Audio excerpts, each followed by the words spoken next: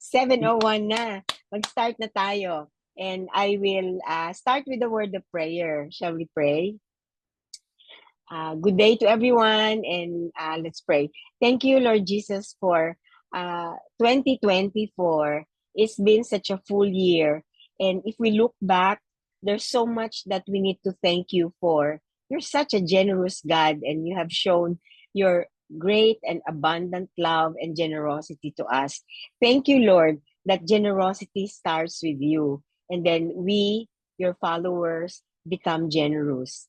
Thank you, Father, for this opportunity to meet with the rest of the people, even here on webinar. We pray that one day we will be able to interact face to face with each other, and you will continue the work that you have begun in them in this journey of generosity. We commit to you this time together, and we pray for others who are still yet to come. In Jesus' name, amen. Amen. So thank you, everybody. Yeah. So let's just have a quick rehash. By this time, memorize yun na yung 4 themes and 12 principles. 3 principles under each of the themes. Ang Diyos ay bukas palad. Ang alagad ay nagiging bukas palad. Ang simbahan ay nagpapalago ng pagiging bukas palad. At ang mga leader ay humuhubog sa pagiging bukas palad. That's the last of the 4 themes. Leadership, generosity, yung 3 principles under leadership, generosity. Leaders go first. So we model. Hindi pwedeng we just talk and preach and then you tell people, oh, wag niyong gayahin yung ginagawa ko. Kung ano yung sinasabi ko, yun lang gagawin niyo. We have to model it to them. And sometimes, even without us preaching or teaching, pag nakikita yung ating action, it sometimes speak more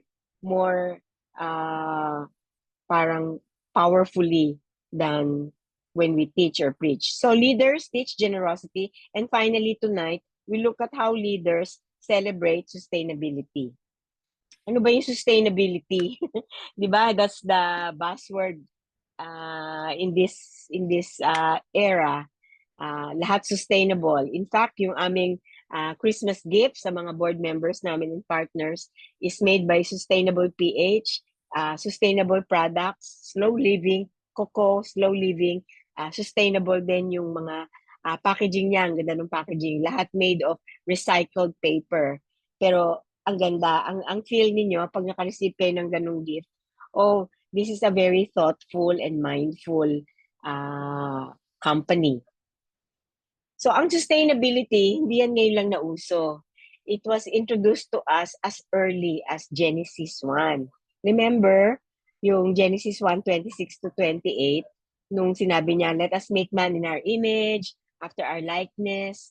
Let them have dominion over the fish of the sea, over the birds of the heaven, over the livestock, and over the earth, and over every creeping thing that creeps on the earth. Yung daw word na dominion speaks of tender care, loving care, and yung kasama dyan, yung concept na I want to preserve this because this is beautiful and I want to take care of. Di ba pag merong tayong a thing of beauty is a joy forever and we want to really take care of it. So, tingin tayo sa ating kapaligiran. Yung, kasi I live in Antipolo, but half the time, andiyan ako sa Scout area because ATS is located in the Scout area in Quezon City. And we know the Scout area, lalo na yung Timog, tsaka yung mga palabas na street Murato, entertainment district yan eh. Kaya, pag maglalakad ka sa umaga, 7 o'clock, makikita mo yung dumi nung ebidensya nung revelry the night before. Kasi lumalabas yung mga tao dyan paggabi, kumakain, may mga bars, may mga basta happy-happy. Tapos madumi, wala sila tulad sa Manila nung MMDA na naglilinis ng kalsada.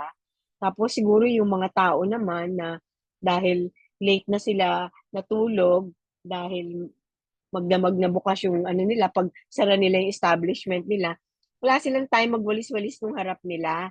Ewan ko, siguro dapat sabihan natin yung mayor or yung government ng Quezon City na Parang yan ang premier, di ba? Yung scout area, Timog, yung Boy Scout, is the premier district ng Quezon City. So, dapat gandahan. So, bakit ako napunta doon? Yung Dominion. Tayo yung pinagkatiwalaan na i-sustain mo. Kasi when God created the Garden of Eden, sobrang ganda. Perfect. At tayo na lang yung sumira because of our own lust of the eyes, lust of the flesh, and our uh, pride of life. Kaya nagkaganon. But we were created in the image of God. Next slide. Yung image of God na yan, sobrang mindful, mapagmahal, thoughtful, generous. Ito yung ating tinatawag na cultural or creation mandate. But it's also our stewardship and sustainability mandate. Nung sinabi ng Lord na, be fruitful and multiply, fill the earth and subdue it, binigyan, ano din daw to some of you who are merong role or responsibility ng management, ito rin yung ating management responsibility. Kasi when you say be fruitful, dapat hindi ka lang nagme-maintain ng company mo, kundi nag-multiply ka. Kung businessman ka, yung sales mo mas nag-grow every year. Merong hindi, sabi ko nga, hindi lang preservation, hindi lang multiplication, kundi yung nag-grow siya, nagpa-flourish siya, nagta-thrive siya. At yun ang ibig sabihin ng dominion, hindi lording it over. It's not lording it over the rest of creation because we are the quintessence of creation, pero pinagkatiwala sa atin yan ng Panginoon. Siguro that will be a good reflection for us, especially ngayong end of the year, on, Lord, how have I stewarded all of the gifts that you have given me in 2024? Have I been a good steward of all my responsibilities and all of the blessings and all of the many relationships, work, and other gifts that we receive from the Lord? And that will be my challenge to you, to reflect on how we have been a good steward for 2024, and to look at the next year as a challenge for us to do better. So that is the teaching. Ayan, sabi ko kanina, sinisimplify natin yung material ng Bukas Palad. So ang magiging flow ng Bukas Palad Generosity Curriculum, kapag hawak nyo na yan at gagamitin nyo na sa inyong either small Bible study group or sa church, or even as a teaching material, merong Bible truth. Ang Bible truth na pinag-aaralan natin ngayon is leaders celebrate sustainability. At ang Bible truth na yan, makikita natin yung story ng flourishing church. Remember, Acts 2:42 to 47, how I wish na we can return to that image. Yung circumstance nung Acts 2 church. Basahin natin. Bakit ba nag-flourish yung church na yon? Bakit ba ito yung parang pinaka-model natin ng flourishing organization? Sabi dyan, they devoted themselves, number 1, to the apostles' teaching, number 2, to fellowship, and then 3, the breaking of bread, and number 4, to prayer. So yun ang secret why they were able to, everyone was filled with awe at the many wonders and signs performed by the apostles. Tapos ayan, 44. All believers were together kasi may koinonia no? May fellowship, may breaking of bread. They were praying together. They were together and had everything in common. So para silang mga, 'di ba ganyan ang tinuturo ng mga communist. Kaya nga lang walang spirito ng Diyos yung communism, kaya yung greed ng tao na overpower yung spirit ng communal living. Pero yung pala yung secret, kaya pwedeng sabihin natin na parang ang hirap kasi ngayong isipin, especially for city people, no? Na to live communally. Nasa isang bahay kayo, tapos share everything. Di ba? It's parang counterintuitive. Hindi siya ah, hindi siya yung common, kung tatawag nilang common sense. Pero ayun sila, yung church had everything in common. Bakit nila nagawa yun? Kasi they believe that God owns everything, they're only stewards, and that everything must be shared. Hindi mo i-hoard. So yun ang final joy and freedom of a generous steward. We don't hold tightly to things that are entrusted to us. Kasi nga, in-entrust lang sa'yo eh. Pag sinabi ng Panginoon na, o sige, i-share mo yan, bigay mo yan dito. Dapat, kaya if you hold lightly to those material things, it's easy for us to share it and to give it away. Hindi lang sila nag-share. Verse 45, they sold property and possessions to give to anyone who had need. Can you imagine that? Your neighbor na mayaman, ikaw naghihirap, ibebenta niya yung property niya para ano ka, ma, ma-meet yung need mo. Parang, pero biblical to. Ito yung secret. Bakit lumago? Yung from 12 apostles, bakit lumago in Christianity to almost 1 billion people? Di ba? And then every day, ito yung practice nila eh. They continue to meet together in the temple courts. Pag sinabi mong nagmi-meet together sa temple courts, ibig sabihin, nag-aaral sila. Kasi nung time na yon, di ba may temple, yung mga Hudyo, doon sila nag-aaral ng salita ng Diyos. Kukunin nila yung scroll ni Isaiah at scroll, kasi wala pang Bible eh, at babasahin nila yon. Tapos, pag-uusapan nila yon. And then, tuloy-tuloy yung kanilang koinonia. They broke bread in their homes. Kasi, ang mga Asian culture, di ba, yung sharing of a meal, sharing of food is not just uh, an ordinary social activity, kundi there is something deep in my relationship with you when I invite you to have dinner in my home. Ganun yun. At I think yung food talaga symbolizes uh, yung ating social at saka communal life. So they ate together with glad and sincere hearts, praising God, enjoying the favor of all the people, and the Lord added to their number daily those who were being saved. Um, Naengganyo yung mga tao na hindi naman Jesus followers, hindi Christians at that time, naengganyo sila at parang na-curious sila. Bakit ganito tong mga Christians na to? Bakit iba sila? Bakit sila, why are they sharing everything? Why are they taking care of the poor? At remember, yung mga poor widows na inalagaan nila, hindi lang yung mga Hudyo. Remember mo, pati mga Hellenist Jews. Ibig sabihin, pati yung mga hindi Kristiyano ay binibigyan nila ng kung ano yung kailangan. Kaya sobrang na-attract sila sa Christianity. And at one time, before Acts 2:42, there was the outpouring of the Holy Spirit, yung Pentecost, and 3,000 people were saved, di ba? And it was during this time na libo-libo yung nadadagdag, yung dinadagdag ng Lord doon sa church. Pakibasa nga yung yung may chat si hindi ko ma-open. Pakibasa nga yung ayan, may chat sabi niya, ginawa yan during the financial crisis in South Korea. Yes po. Gusto mo ikwento yon? Hindi ko Yeah. na natatandaan yun eh. That was during the time ni I think ni FBR po.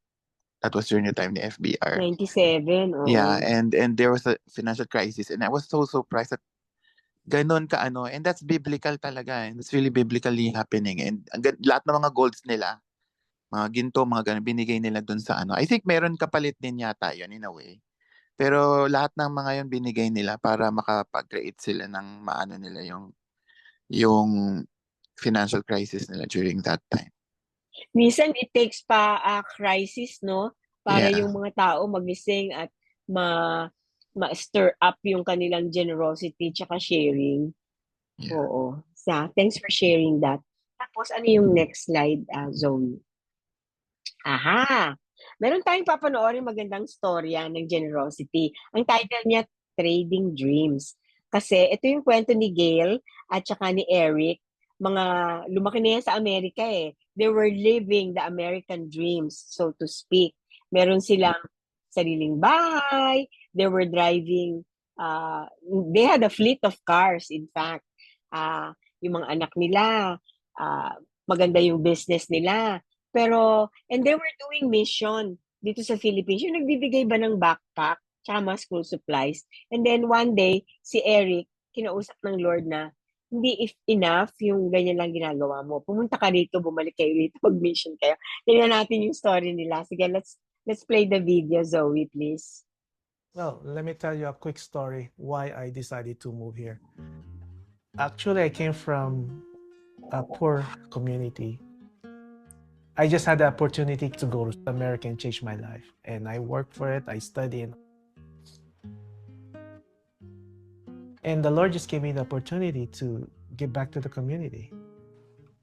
We go to the Philippines every year to go back, give backpacks and school supplies. Because I remember when I was going to school, I only have a plastic bag as a backpack. And you know, it feels good. I mean, for a month, your highs feel good, you help people and stuff like that.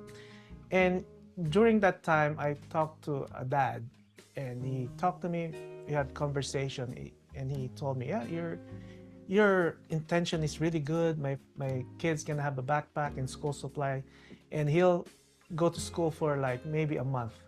I said, why just a month or two? And he said, I don't have a job. How can I sustain my kids go to school if I don't have a job? And I mean, it was so heartbreaking for me, especially for a dad, that you can't support even your own kids to send school. So, you know, it gives me ideas, and then talk to her little by little. I think we should go to the Philippines, move there. But it sometimes is a joke, and eventually it comes to, you know, I felt that there's a need of going back just to help people. He wanted to start a business. I told him how much will it cost, and it would cost our entire life savings. And I'm like, you're putting up a business from across a continent you don't know anything about, and it will wipe out our entire life savings. But he said that he heard from the Lord. Eric has this thing that whenever I worry about money, this is what he would always say, don't worry, it's gonna rain money next week. So we did it, and it was negative month after month after month. So there's no ROI. And he said, let's move to the Philippines. Your business is negative month after month, and we're gonna quit our jobs. Go back to a place where we have no support and we have no money. Maybe it would have been different if it was just me and him. But we have 3 children. So that was my biggest issue. My biggest fear was, am I robbing my kids of opportunities that only America can give? Healthcare, as simple as parks. So I said, no, we're not gonna move until we make this much amount of money. And remember, it was negative month after month. And he said, well, if that was your condition, we'll never be able to move. I kid you not. A month later, it made that much profit. That's why initially I was like okay with it, but then a couple of months before the actual move, I told him I don't want to move anymore. We don't have any friends here. We don't have any family. We didn't have a church. So for me to quit a great job and for him to quit a great job, it wasn't just we had good jobs. We loved our jobs. Yeah. Like I said, it's insane. It's crazy that we're moving our family from one continent to the other. And she gave me an ultimatum that if you don't hear from the Lord, we're not going back. Okay, let me pray to the Lord. I remember going to work. It's 5 a.m., 5:30 a.m. I was just praying. I mean, I was really crying because she is right. I'm moving all my family, and we don't know anybody. We don't know the No business. money. And just really just faith. And then I just really asked the Lord, I really need to hear from you. I don't need sign. I don't need, A Bible verse that you Bible point verse to your point finger your on. finger. I just need a really loud voice that I can hear. That's you telling me to go back. And a few seconds later, he tapped me on the shoulder, and he said, "You got to go back." As simple as that. Is it? I was still crying from that moment. I was just like amazing that I was able to hear the Lord telling me to go back and help these people. And I was telling him, let's find a house where the kids can live like inside a village. And he said, no, we need to live amongst our community because that's the purpose. Like, because his thing is, it's hard to spread the gospel if you don't have a relationship. So he saw to it that we live in the same compound. So when our kids go out, when we go out, we get to see them, say hi to them, talk to them, share lives with them. We took care of them, they took care of us. Yeah. Really. Yeah. Okay, so we have the tofu business. I came up with this idea that whoever wants to sell our product, I'll provide everything they need. The buckets and the first order, so they can roll the money, whatever they make the first order. So that's one thing that grew. And then we met this person who asked us if we wanted to serve our tofu to events. And I didn't want it because I'm not a business person. And in my head, oh my gosh, this is another stress that I have to deal with. But she said, no, but this is a celebrity. Yeah, And I said, no, I don't want to. But I spoke to one of the taho vendor's child. And he was telling me a story that he only brings 20 pesos a day to go to school. But that's not enough to eat. And he said, oh, I don't eat. I only eat in the morning before I go to school. And then I eat after I come home from school if there's food left. And I'm like, nah, it can't be. Like, these are like 17-year-olds and these are like students. So he came up with a product. I came up with a business model that I can hire these kids to go to our events.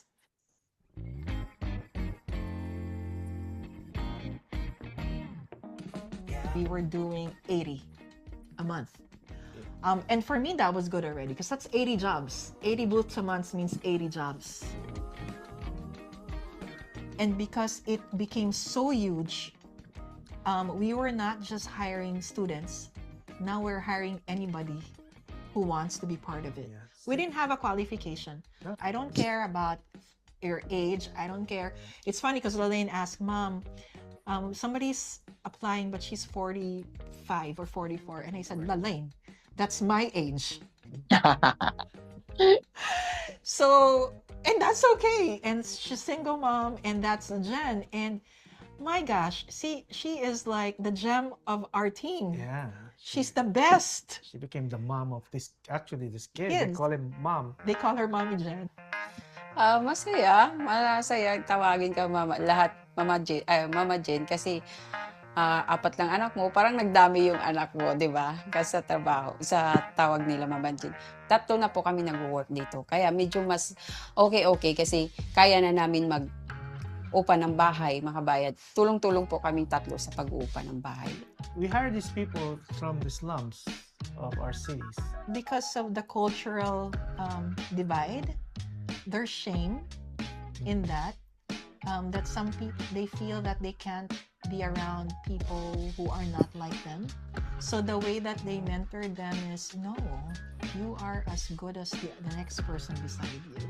Right. You are God's chosen one. You are so special. Nakakapag-banding kami ng mga anak ko. At least ang gusto ko lang talaga mangyari, makasama ko yung mga anak ko dito.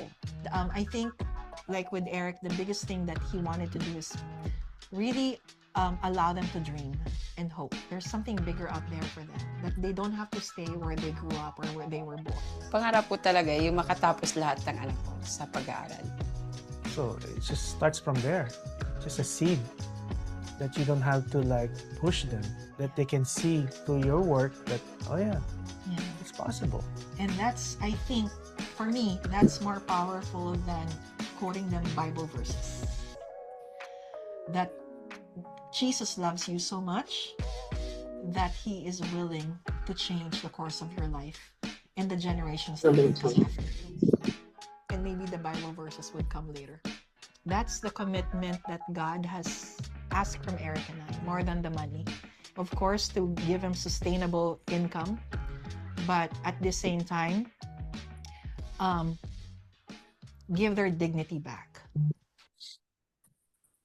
So now, I can honestly tell people, with my simple home in the heart of the city of the Philippines, not even in an exclusive village, I have a stagnant career as defined by corporate America, but I am living my dream. This is really the life. The joy, the peace, the knowing that there are more where it came from, that we will never be in need because we are partners with the Lord.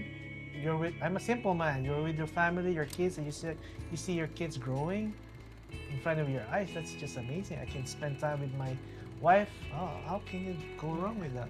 That's a dream right there for me. You see our house is not huge. It's not a mansion, but It's not located in the nicest, yeah, poshest neighborhood. We're happy. I But mean, this is the dream. yeah, the dream. That's a simple man. Yes, that's my dream. Inspiring yung kwento ni Gail tsaka ni Eric. Iniwan nila yung magandang buhay. Di ba? Lahat ng tao nagdi-dream ng American dream. Sila, they had it already. Pero in obedience to God's calling, pumunta sila rito, tumira sa slums. Okay na, later ka na mag-share, Zoe. I want to see the people. Tumira sila sa slum area. Tapos, I met them personally. Yung dating taho business nila, nag-level up na. Yun nga, dahil may nag-invite na, meron akong party sa bahay ng, syempre, mga mayayaman, no? Ganun. So, hindi lang mag-set up sila ng taho doon sa event, kundi dinagdagan nila ng ice cream, di ba? Ng sorbetes. So, sa isang, dati yung kinakwento nila siguro when they made this film, 80 pa lang, 80 events. Ngayon, nagto-240 events daw sila sa isang buwan. So, imagine ganun karami yung mga tao na na-employ nila. At hindi lang employee kasi ang turing nila. Parang yung sa human nature, kapag in-employ nila yung mga tao, parang part na rin ng family. So, kasama sila sa struggles ng mga tao yun. At ngayon, hindi lang sila sa mga parties, nagkakaroon ng tawag nila Avenida events, yung you can Google yung Avenida events. Ngayon, mga embassies, mga multinational company events. So, binless ng Panginoon. At dito na raw sila mag-i-stay sa Philippines. Kasi nung umpisa, sabi nila, every 2 years, tapos we'll evaluate kung mag-stay pa tayo. Naka 10 years na sila. Yung anak nilang panganay, 21 years old na. Graduating na sa Ateneo. Tapos may isa nilang anak nag-aaral sa University of Asia and the Pacific. Tapos yung bata, yung parang 7 years old pa lang yung bata is naka-Montessori pa. So, when we obey the Lord, He causes not just sustainability for our lives, but sustainability for other people. And in this case, iba kasi, ang mga mahihirap kasi, ang way out nila of poverty is through education. Tulad ng kwento nung Mami Jen, na 3 na raw sila sa family na employed. Yung 2 anak niya, na tatrabaho na rin dun sa Avenida Events. And ang goal niya is makatapos ng pag-aaral. So, di ba ang sarap no, nag-i-invest ka sa buhay ng tao at nakikita mo yung sustainability ng buhay nila from, yun yung sinasabi kong, i-check natin yung baseline. Dito ka nagsimula, walang-wala kayo, ganyan. Tapos, after nung transformation, nung change, eto na sila ngayon. So, yan ang sustainability. Isang ano lang yon, isang kwento lang yun ng mag-asawa na sumunod sa Panginoon, and now they're blessing communities, lots of families. So, comment anything that stood out for you sa kwento ni Gail tsaka ni Eric. Ngayon nag-a-attend sila. Kasi nung sabi ni Gail, nung pumunta kami sa Philippines, wala kaming kakilala. Meron lang akong isang auntie. Yun yung nagbenta sa amin ng taho business niya. Wala kaming kakilala, kaya siya yung parang hindi fully convinced na babalik sa Pilipinas. So, wala naman siyang alam sa business. Ngayon, nag-MBA na siya. At nakapag-PhD pa siya eh. Kasi meron siyang, yung client niya bali doon sa Amerika, tuloy-tuloy na hinahire pa rin siya. So, she's working remotely also na nakakatulong din sa kanilang pamilya. Kasi paano ka maka-afford ng Ateneo, UANP, na tuition, Montessori. Di ba? Ang mamahal ng mga tuition na yun. Okay, comments. Ang ganda ng istorya. Una talaga yung faith. Obedience. Na? Kasi if we have the faith and we commit it to the Lord na talagang, Lord, talaga ba? Inano nila ang Lord eh. Tinanong nila talaga ba? Nag-speak sa kanila. Kasi kung nandun talaga yung Lord, 'di ba? Siya yung magpo-provide ng lahat. And nakita natin sa story, no? Sana ganyan tayo lahat. Yung Acts 2:42-47, dapat talaga i-live out natin. Sometimes andun lang tayo sa Acts 2:42. Hanggang dun lang. Acts 2:42. Walang, ano yun? Walang practical, walang practical application. 'Di ba? Kaya tayo nagbubukas palad. Transformed heart at a time. Halimbawa, ilan tayo dito, no? Ano ba tayo? 13 tayo dito. Kung 13 tayo na tinransform ng Lord yung heart, talagang fully surrendered yung lahat, at gagamitin tayo, pwedeng tawagin nyo yung sarili nyo, I will champion generosity. I will champion stewardship. And then, you be the catalyst. You be the change agent in your family, in your workplace, in your church. Kasi tingnan mo yung dalawang yan, mag-asawa lang sila, pero how many lives have they touched? How many lives have been transformed and changed? How many families nag-improve yung quality of life dahil sa obedience ng dalawang tao? So, meron siyang effect, may compounding, anong tawag doon? May cumulative effect kapag pinagsama-sama mo yung, kasi multiplication naman sa Panginoon eh, di ba? If we multiply ourselves. That's why we really want to work with multipliers. Like yung tinatanong ni Jem kanina, paano ba makakuha ng kopya ng buong bukas palad na curriculum para, I don't know how Jem will use it sa kanyang use, which sa office ba, sa church ba. And we are dedicated to, that's actually our mission, to multiply stewards and to catalyze a Philippine generosity movement. And we need people. We cannot do it alone. We need to partner with you, partner with individuals, partner with churches and organizations. Good news is, Bessie, hindi mo pa alam yung good news. Yung Christian Stewards, we are now the PCEC Commission on Stewardship and Generosity. So we signed the MOU last December 5, and early next year, we will convene a core team to plan and how we can reach the 55,000 PCEC member churches with the message of generosity. Hindi lang siguro yung with the message of generosity, kailangan talaga i-integrate yung teaching ng stewardship, ng kingdom giving, tsaka ng generosity sa discipleship, which hindi kasi natin nakikita ang integrated siya. Kaya, ayan, kulang yung naghihirap yung mga naghihirap yung mga churches, hindi masuportahan yung kanilang pastor, tapos poverty mindset yung mga tao. Ay, wala naman kaming pera, we cannot do anything. Kami bigyan ninyo. Hindi naman ganun ang calling sa atin ng Panginoon. Hindi yun yung yung mandate sa atin sa Genesis 1:26 to 28. Sabi, go and multiply, fill the earth and subdue it, have dominion. So, paano ba? Dapat yun muna kasi yun ang first commission sa tao. Yung Great Commission, huli nang dumating yun Ba't hindi pinipreach yung first commission? At yung Great Commission, dapat mag-focus doon sa, hindi lang evangelism, doon sa, yung main part kasi ng Great Commission, di ba? Go and make disciples, teaching them everything I have commanded you.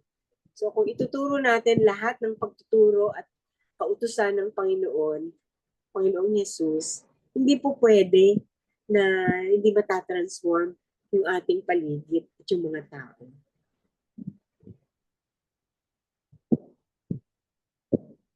Siguro I'm curious to hear, ano ba yung state ng stewardship and generosity dun sa inyong church o dun sa inyong organization? And how can you, anong na-envision ninyo na pwedeng mangyari? Sa pag-ikot ko rin po kasi talaga sa simbahan at sa lahat, it's really leading by an example. That's really powerful tool.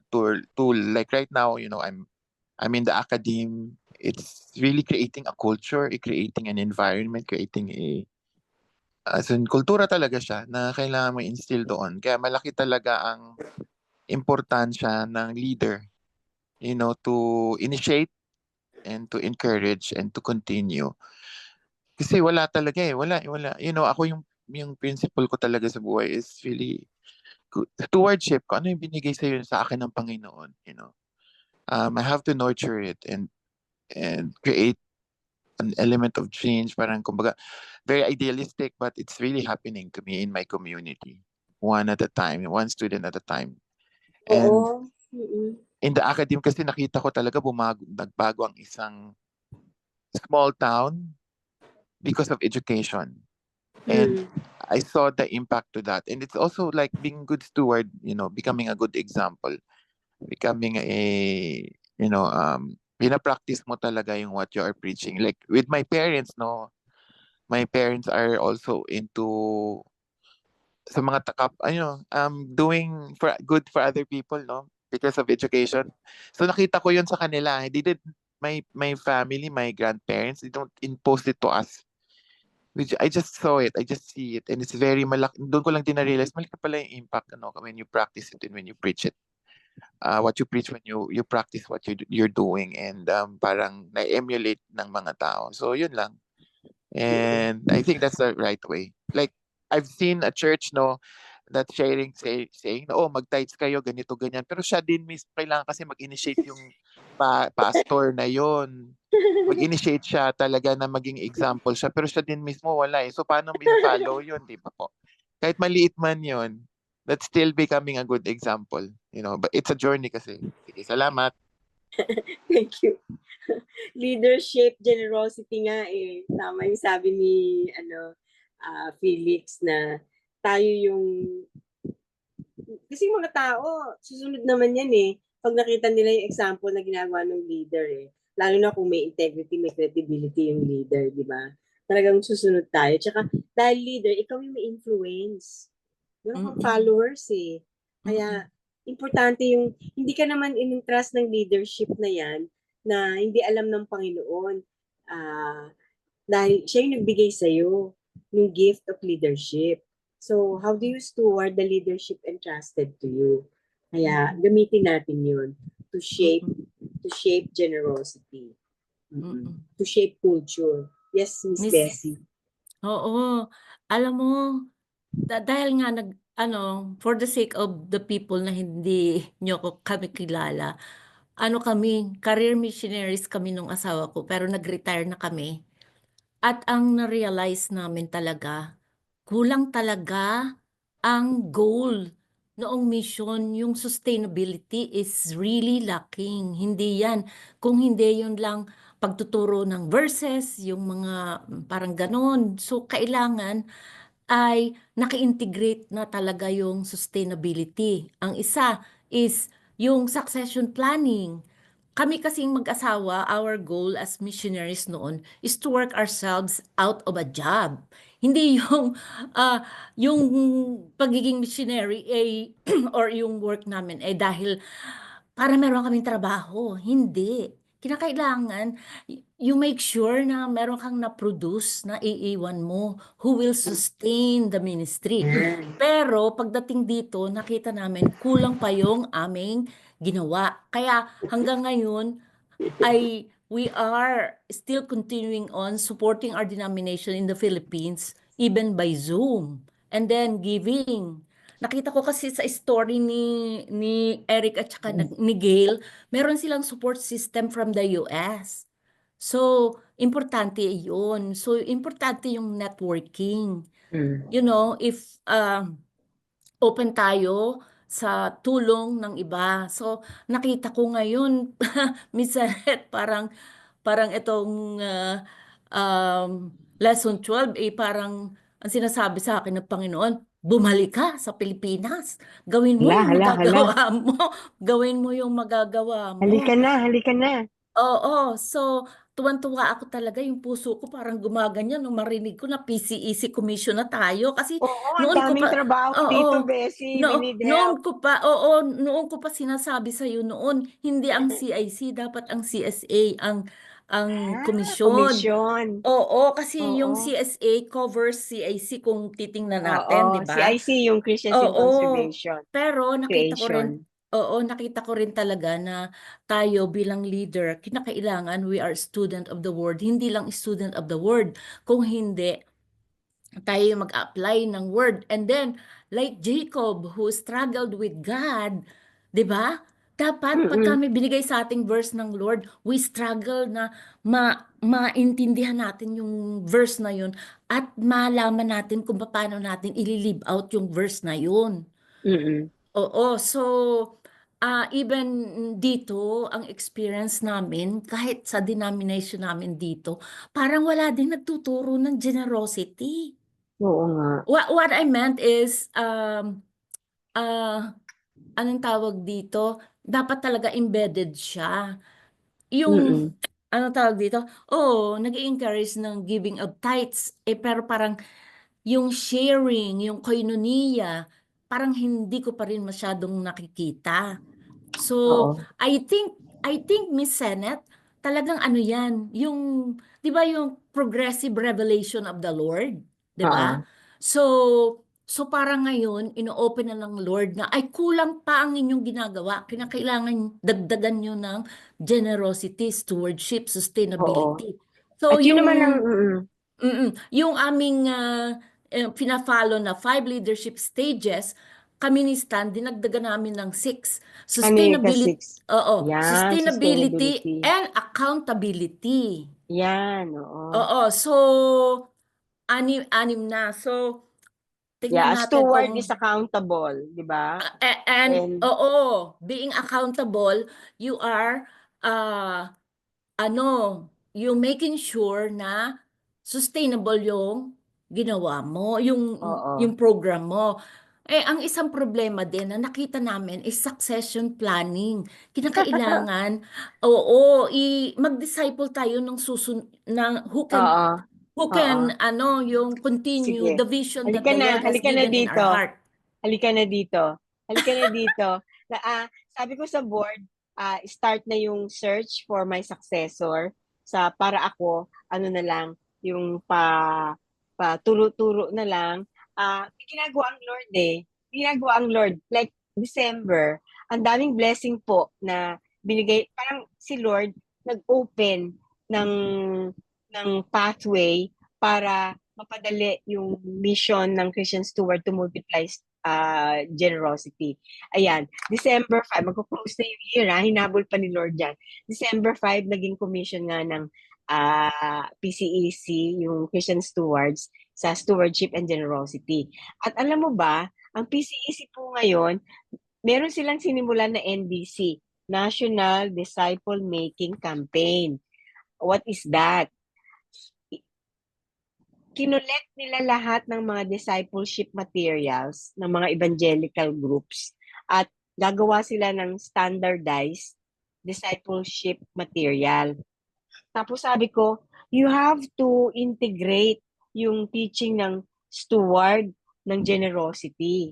Kasi kung hindi mo i-integrate yan, magiging panay ano lang yan, kaluluwa, kaluluwa, kaluluwa. Hindi naman tayo kaluluwa, may katawan tayo. Dito pa tayo sa mundong material. Kaya nga napapabayaan yung pagtuturo about money, possessions, giving, sharing ng mga pastor. Kasi panay kaluluwa lang yung inaano, ang focus tsaka concentration. What about yung sabing, multiply, be fruitful, palaguin mo itong Garden of Eden natin dito sa mundo until the Lord comes and renews the heaven and the earth. So yun ang number one. Inopen na niya yung pathway sa atin sa 55,000 member churches ng PCEC. Pagkatapos, ito rin last quarter din, ang Christian Stewards naging accredited charity fund sa Trust Bridge Global. Ano ba yung Trust Bridge Global? Sa Amerika po mayroong tinatawag na NCF, National Christian Foundation. Ang tawag doon, Donor Focused Fund. Di ba maraming pera sa Amerika? So yung mga foundation, yung mga individuals, high net worth individuals, na gustong magbigay ng pera anywhere around the world, punta sila dun sa NCF. Sa NCF, actually America ang NCF eh. Punta sila sa NCF, sabihin nila, gusto ko lagay yung pera sa women's, sa church, sa youth, o kung ano man yung heart nila. America yung NCF. Yung Trust Bridge Global, international na NCF yon. Kaya they have global networks everywhere. Yung money from the different foundations, from different individuals around the world, na gustong ilagay yung pera sa Asia, sa Africa, sa Philippines, o kung saan.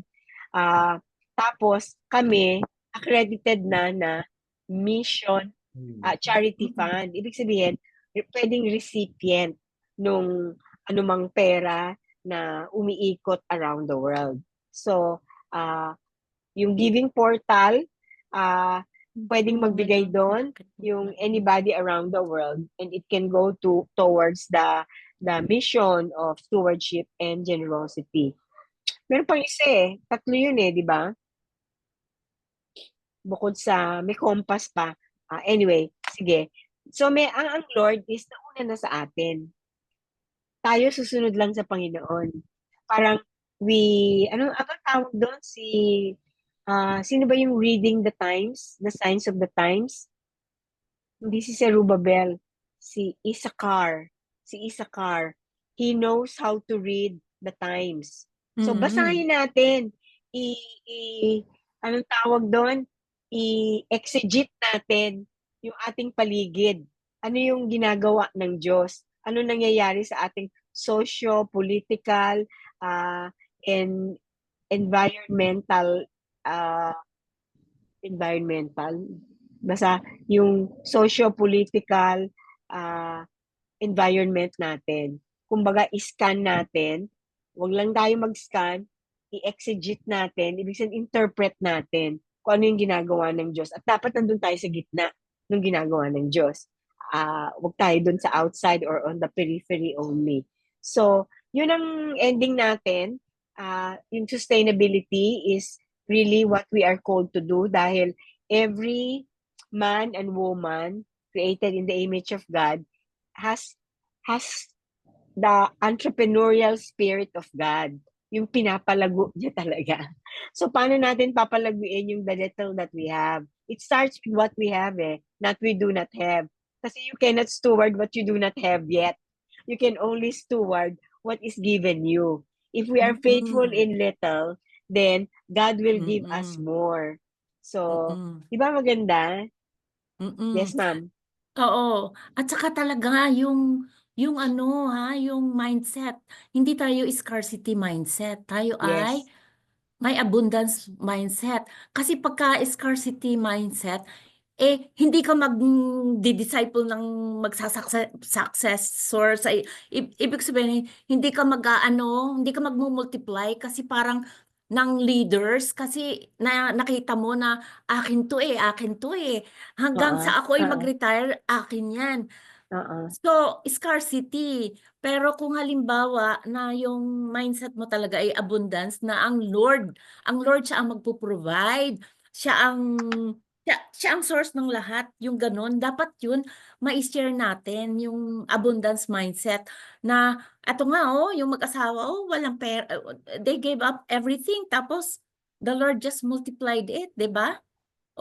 So Oo. yung faith and then yung mindset natin talaga, yung mindset natin, talagang i-ano natin sa Bible, yung knowledge and then application. Naku, Oo. Senet, marami talaga akong kukwento. Halika na rito. Kailan ba kayo pupunta? Alam mo, yung kinukwento ni Bessie po na yan, nakita namin doon sa isang church. Kasi dinala namin doon yung bukas palad training sa 44 local pastors na grassroots na pastor, mga nagtitinda ng isda, mga nagsasaka, mga housewives, nakapag-plant ng maraming churches. Kasi yung Christ, ano yun? Christ Jesus our life church na that was founded by the late Fred Magbanwa. Ang vision ni Fred Magbanwa, a church in every barangay. Kaya itong naging 200 churches na sila around the Philippines. Sa kanila, wala yung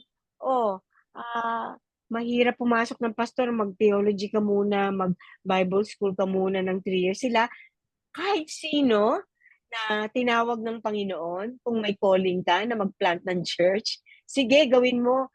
Bigyan ka namin ng training, empower ka namin. Kaya ang bilis nilang mag-multiply. Ang bilis nilang mag-multiply. At mga ordinaryong tao ito. Mga ordinaryong tao na ang dami nang nagawa para sa gawain ng Panginoon. So yung bang attitude na, I am free to follow Jesus. I'm free to do whatever God puts in my hand na gawin. So, ganong klaseng mentality sabi ni Bessie. Hindi yung parang, ay, ang hirap niyan eh. Ay, hindi ko kaya yan eh. Ay, kami lang. Ay, kayo lang. Yung ganon. Dapat can-do attitude, merong freedom na to flourish. Kasi sabi mo nga mindset. Ayan. Basahin natin yung prayer and this will be our closing prayer. Lord, make us an instrument of your peace. Where there is hatred, let us sow love. Where there is injury, pardon. Where there is doubt, faith. Where there is despair, hope. Where there is darkness, light. Where there is sadness, joy. O Divine Master, grant that we may not so much seek to be consoled as to console, to be understood as to understand, to be loved as to love. For it is in giving that we receive. It is in pardoning that we are pardoned. It is in dying that we are born again to eternal life. Amen. So that's the paradox of a steward. Victory begins with surrender. Yan. For further study, you can read 1 Corinthians chapter 9, 7 to 14. Wow. Amen. Amen. Thank you, everyone.